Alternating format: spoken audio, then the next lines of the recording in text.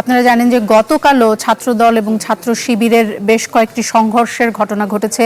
ছাত্রদল ছাত্র শিবিরের ভয়াবহ সংঘর্ষের পরদিন আজও ঢাকা আলিয়া মাদ্রাসায় থমথমে পরিস্থিতি বিরাজ করছে। নিরাপত্তায় মোতায়েন করা হয়েছে অতিরিক্ত পুলিশ সদস্য।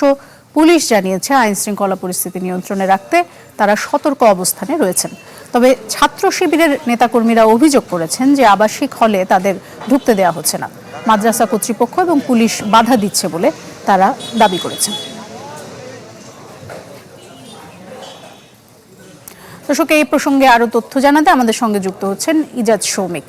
ইজাজ, যদি একটু আজকের পরিস্থিতি আমাদেরকে জানান এবং ছাত্র শিবিরের যে অভিযোগ যে তাদেরকে ঢুকতে দেওয়া হচ্ছে না, সে বিষয়ে আসলে আপনি কি দেখতে পাচ্ছেন? বাংলা কিউআর, যেখানে নগদ পেমেন্ট সেখানে। সারা দেশে 10 লাখেরও বেশি মার্চেন্টে নগদে পেমেন্ট করুন খুব সহজে।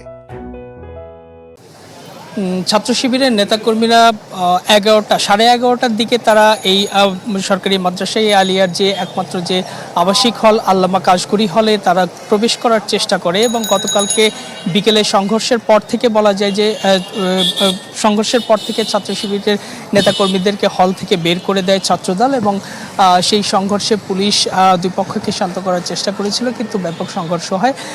সংঘর্ষের পরিপ্রেক্ষিতে আজকে এই হলের সামনে বিপুল সংখ্যক পুলিশ মোতায়েন রয়েছে এবং আমরা 11:30টার দিকে দেখেছি যে এই লালবাগ জোনের ডিসি তালেবুর রহমানের নেতৃত্বে পুলিশের আইনশৃঙ্খলা বাহিনী বা অন্যান্য সদস্যরা এখানে এসে আরও বেশি মোতায়েন ছিল এবং 11:30টার দিকে বক্সিবাজার মোড়ে ছাত্র শিবিরের নেতাকর্মীরা জড়ো হয় এবং তারা দাবি করে যে ভিতরে তারা প্রবেশ করবে এবং তাদের অভিযোগ ছিল যে অনার্সের পরীক্ষা চলছে, পরীক্ষা দেওয়া অবস্থায় অনেক শিক্ষার্থী যেহেতু বাইরে রয়েছে, সুতরাং তারা ভিতরে প্রবেশের চেষ্টা করছিল, কিন্তু পুলিশের পক্ষ থেকে বাধা দেওয়া হয় এবং ছাত্র শিবির বলছিল যে এক কাপড়ে যেভাবে হল থেকে গতকালকে তারা বের হয়েছে এখন পর্যন্ত তারা বাইরে অবস্থান করছে এবং গতকাল রাতে এই হলের যে মেন যে প্রবেশপথ সেই প্রবেশপথে ছাত্রদল তালাবদ্ধ করে দেয় এবং তালা এখন পর্যন্ত খোলা হয়নি এবং পুলিশের পক্ষ থেকে বা হল প্রশাসনের পক্ষ থেকে বলা হচ্ছে যে এখন পর্যন্ত কোনো উদ্যোগ নেওয়া হয়নি শিক্ষার্থীরা হলে প্রবেশ করবে কি করবে না।